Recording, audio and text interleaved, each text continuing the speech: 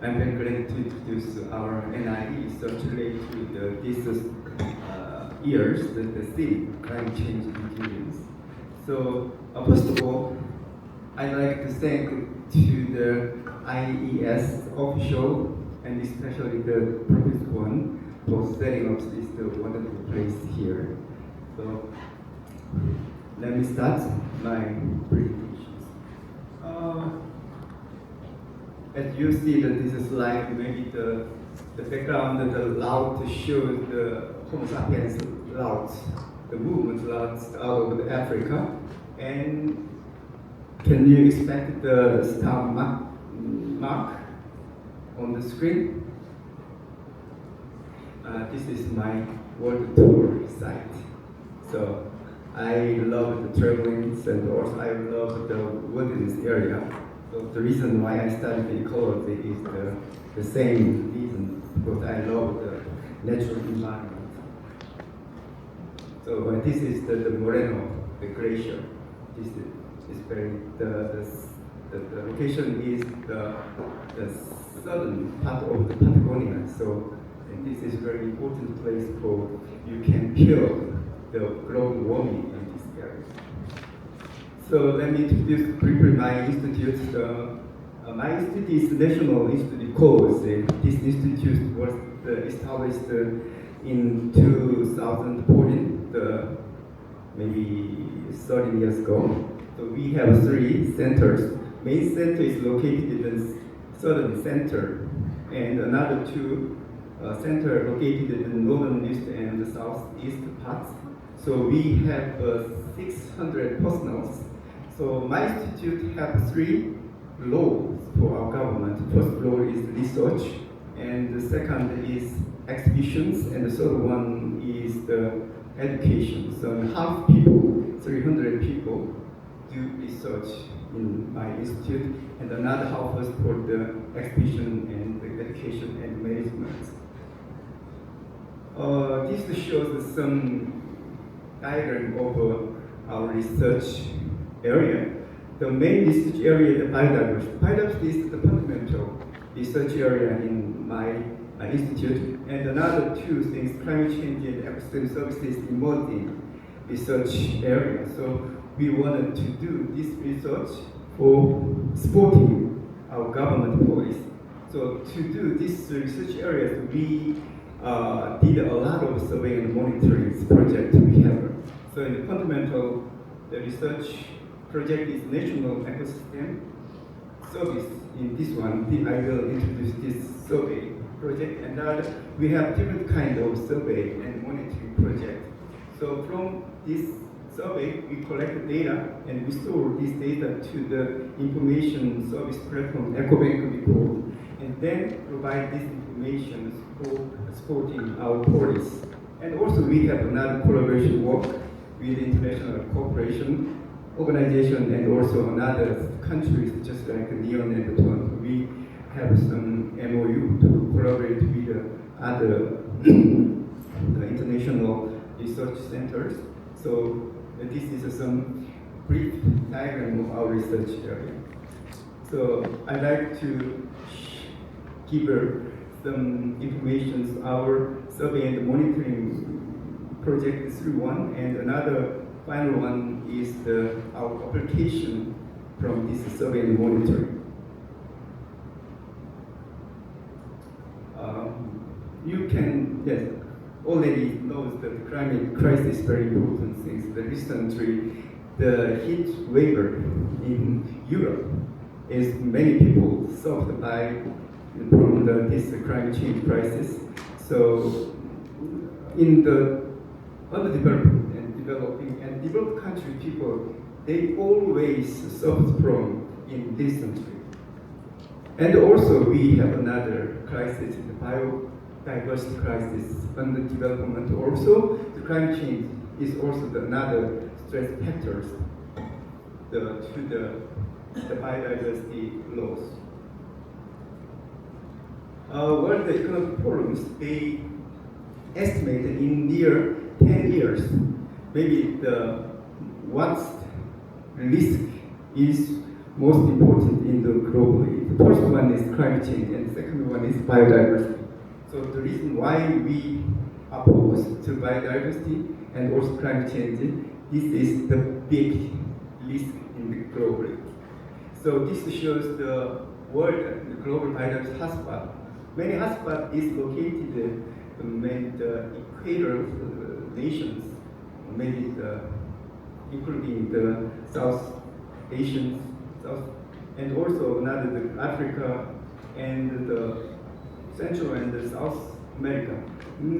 Some countries such as the US and Japan, they have the biohotspot, but most undeveloped countries they have the world globally biohotspot area. So in this area is confronts with between the food security and the biodiversity laws. So this area is very important site.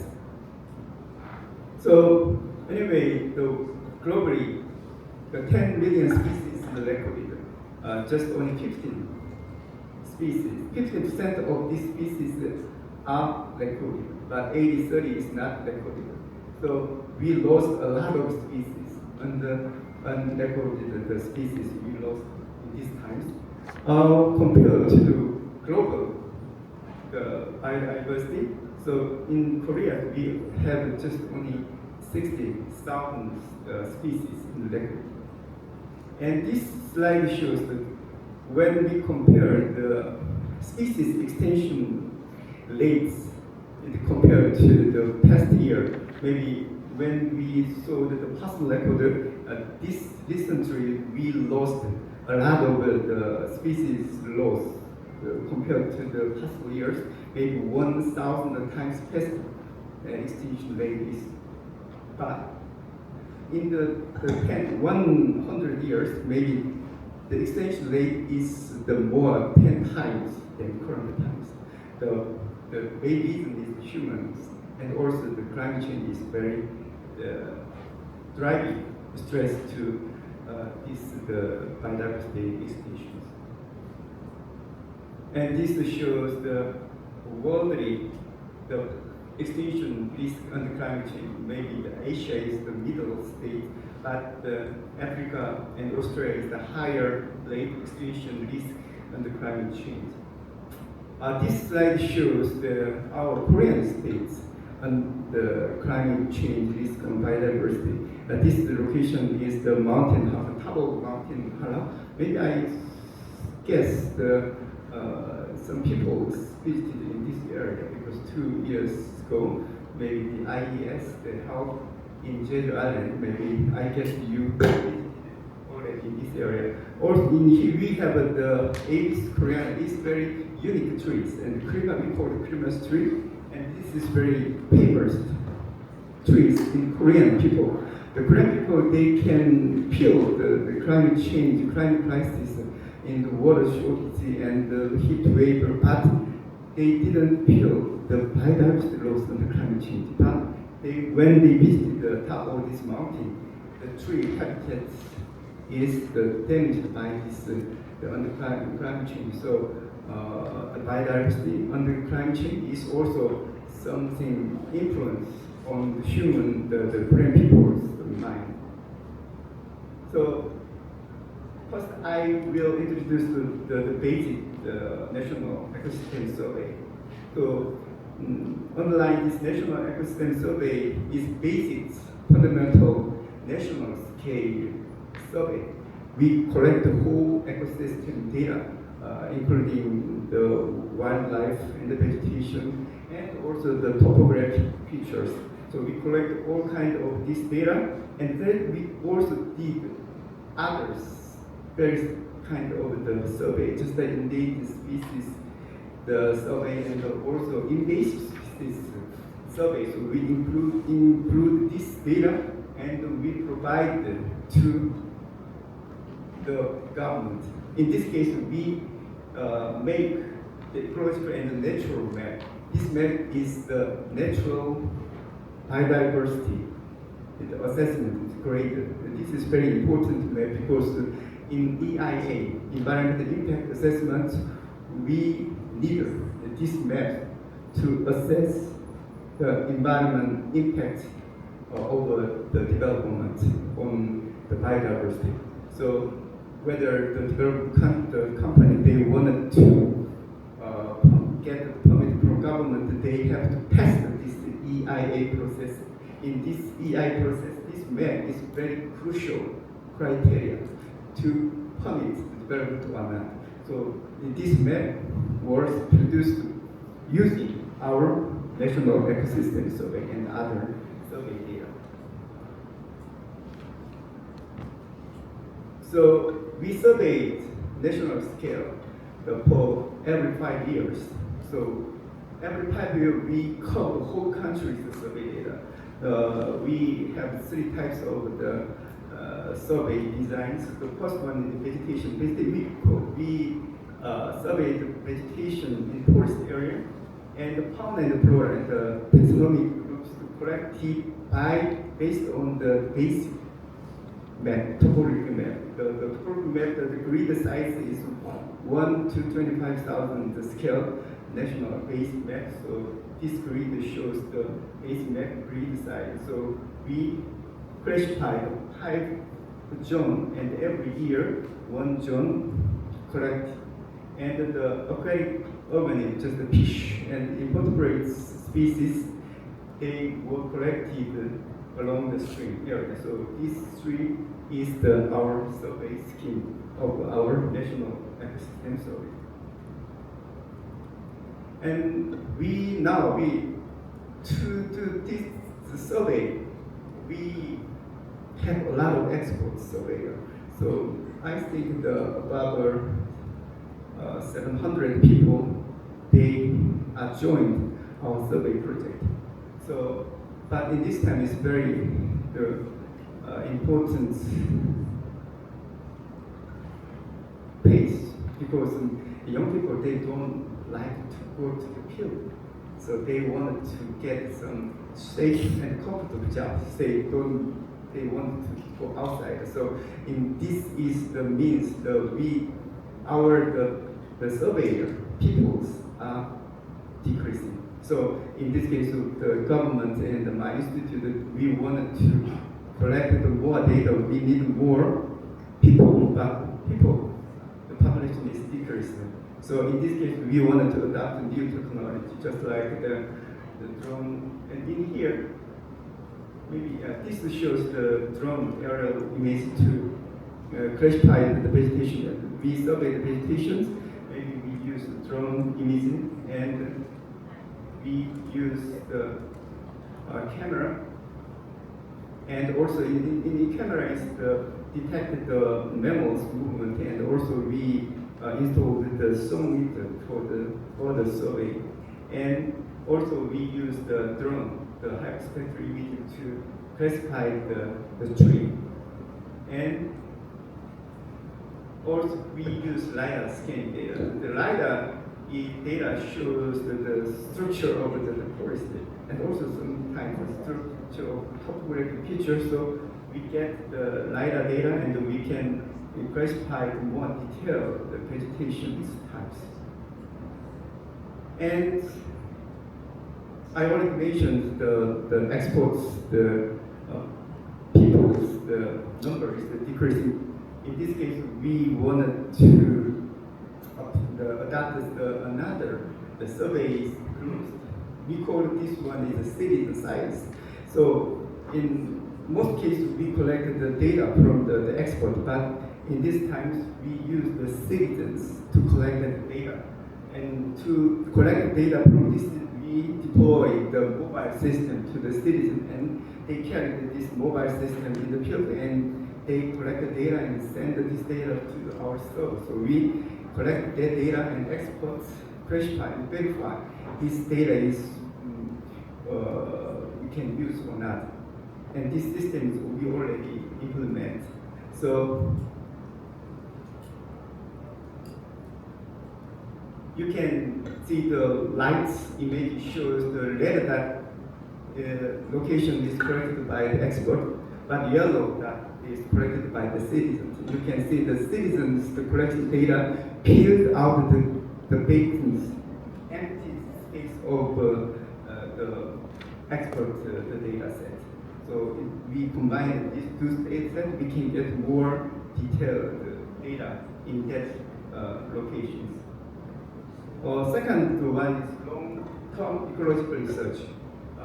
I think you already heard about the ecological long-term ecological research.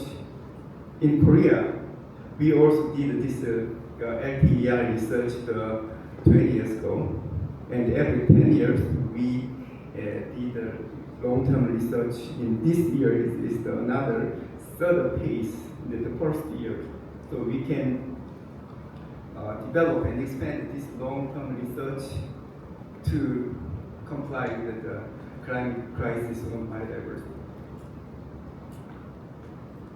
So I already mentioned that the 24 is the first year to start the LTR, and this is the third phase. And sorry.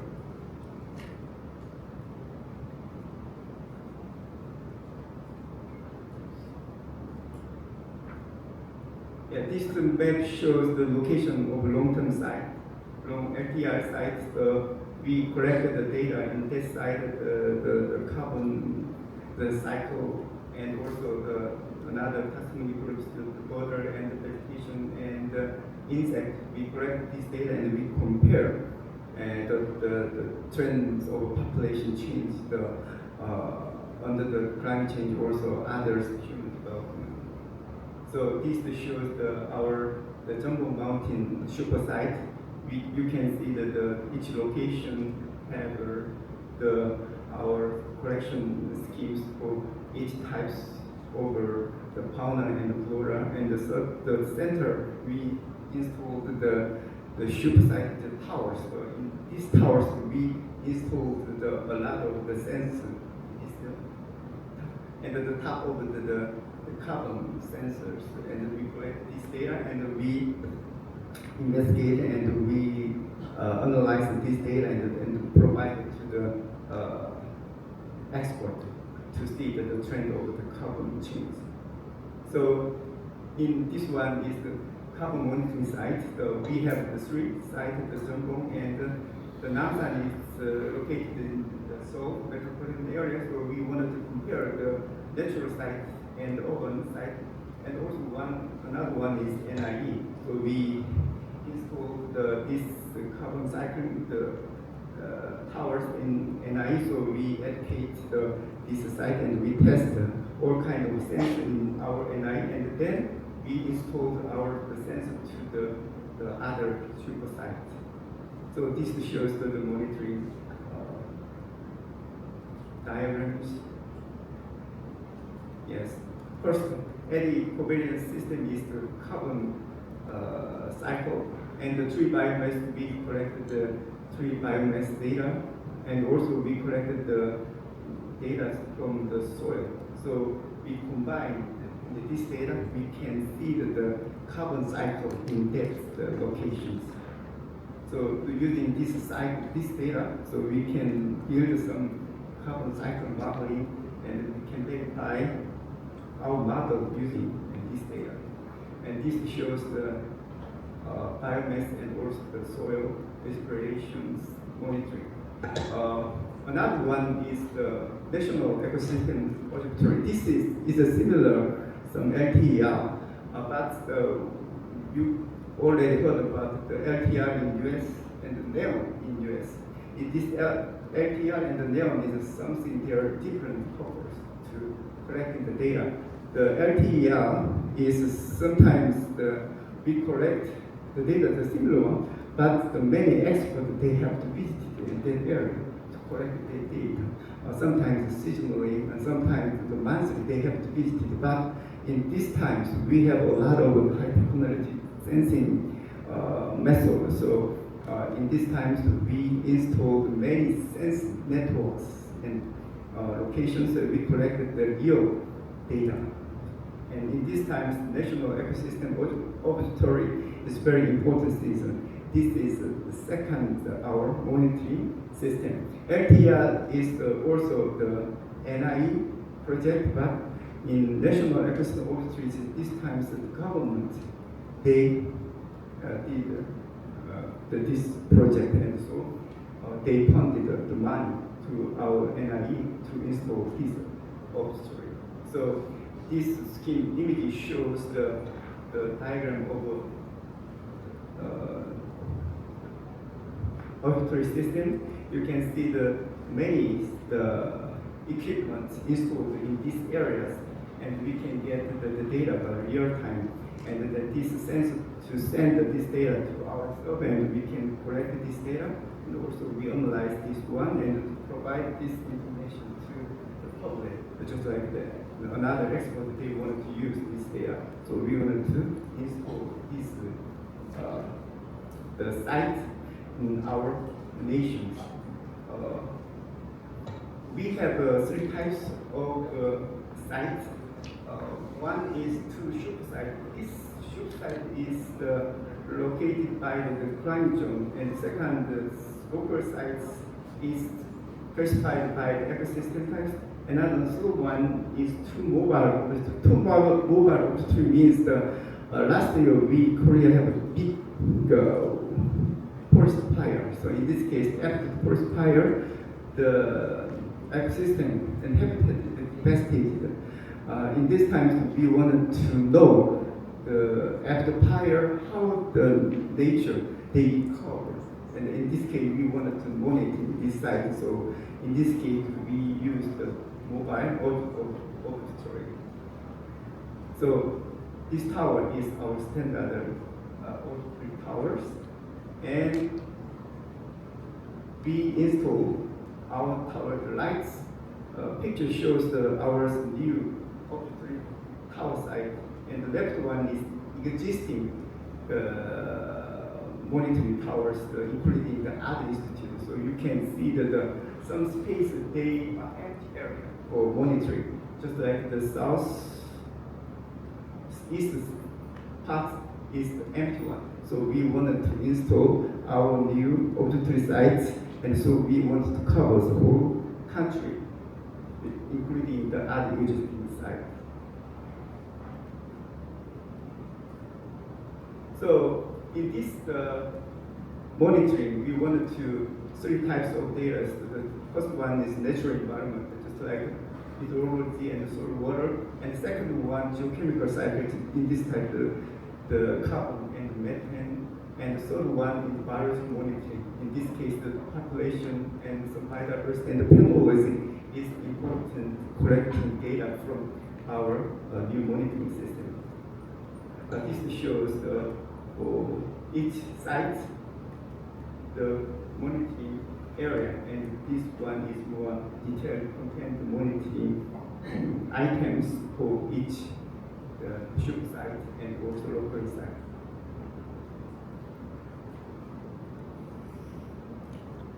And to install this new monitoring system, we are collaborating with other countries.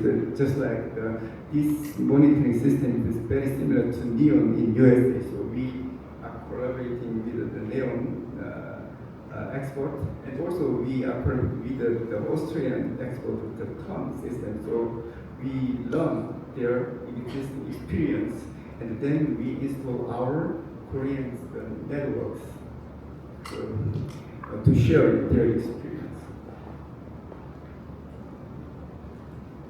So the final one is application. So application is the reason why we collected this data. Maybe something is very important things to collect this data. Why we collected this data? So this shows the EcoBank. Some people already heard of EcoBank is a data platform of the NIE. So this platform is in-house NIE data platform. NIE did a lot of the survey project, so we collect a lot of data from the field, and then in this data is stored some data platform. And this one is EcoBank. So we collect, implementing this data in EcoBank. We want to provide this information to the public. Then this is the main purpose of this EcoBank. So EcoBank something system configuration is just like this. left one is we collect the data, and also we collect some related data from the other department or other ministry. So some data is collected in the EcoBank, and then combine this one, and then we create the information, the natural maps. So this map is very important using this data. So inside this process, the depth map was created, and then this information disseminated and deployed to other parts.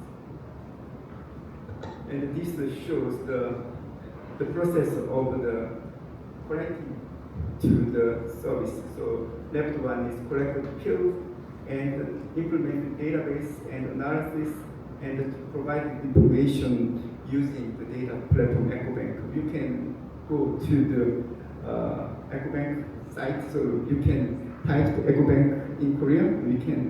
You can go access the EcoBank platform.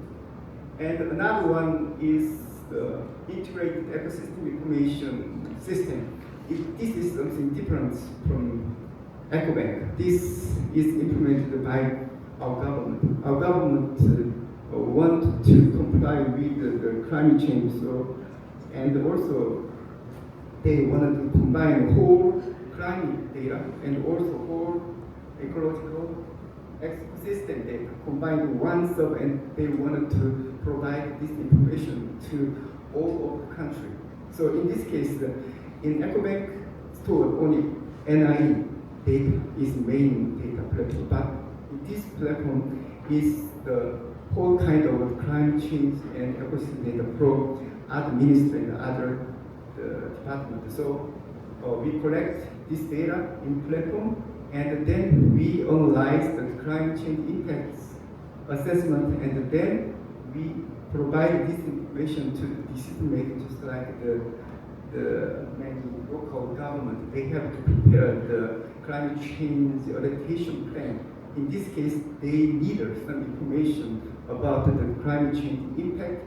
Also, what kind of the adaptation policy is needed for their local government. In this case, this platform wanted to provide that information to public. So this is the system configuration. A little bit similar EcoBank, but this system combined the whole kind of the data from our countries. And this shows the platform service and also service the information about the ecosystem and the climate change.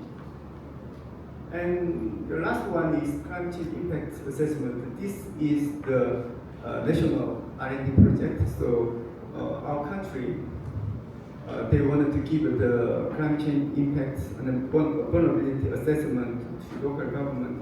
And also they wanted to show what kind of adaptation policy is needed for the local government. In this case, we wanted to build some assessment model, and also we wanted to give some support the decision makers.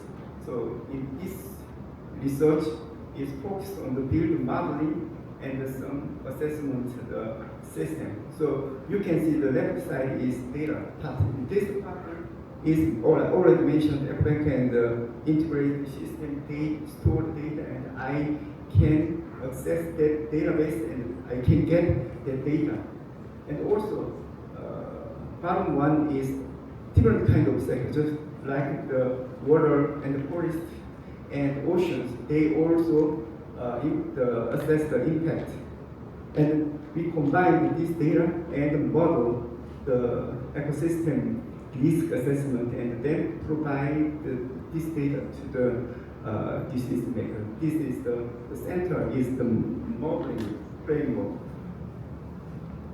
And this is some result of this modeling. You can see the endangered species assessment. So the plants, insect, bird, fish, their biodiversity and population is decreasing under climate change scenario according to the year change. So you can see the some decreasing of the endangered species population and the diversity under climate change. So maybe central government and local government, they wanted to keep their ecosystem. They wanted to use this assessment data. And this one is the invasive assessment. Maybe on the climate change, the invasive species is very important part. So new invasive species come to our country. So we wanted to assess how many invasive species come to our local government under climate change or in the near future. So they wanted to know that result. So this model shows that assessment result, and they receive this data and they can prepare some mitigation, adaptation policy for each local government. So this shows some system, the model system, and this is the decision support system. We can provide this system to the local government, and the local governor, they can use this system, and they can prepare their local government climate change adaptation plan. This is a legal one, so they have to prepare this assessment plan. So, and this one is very important information to prepare things. So the final one. Anyway, to do research, economic research is to make the nature, they can recover themselves. So to do that, we have to understand the nature. And to understand the nature, we need more data. So in these times, why we survey and monitor more intensively in our country is to provide this information to make the nature is more resilient. Thank you very much.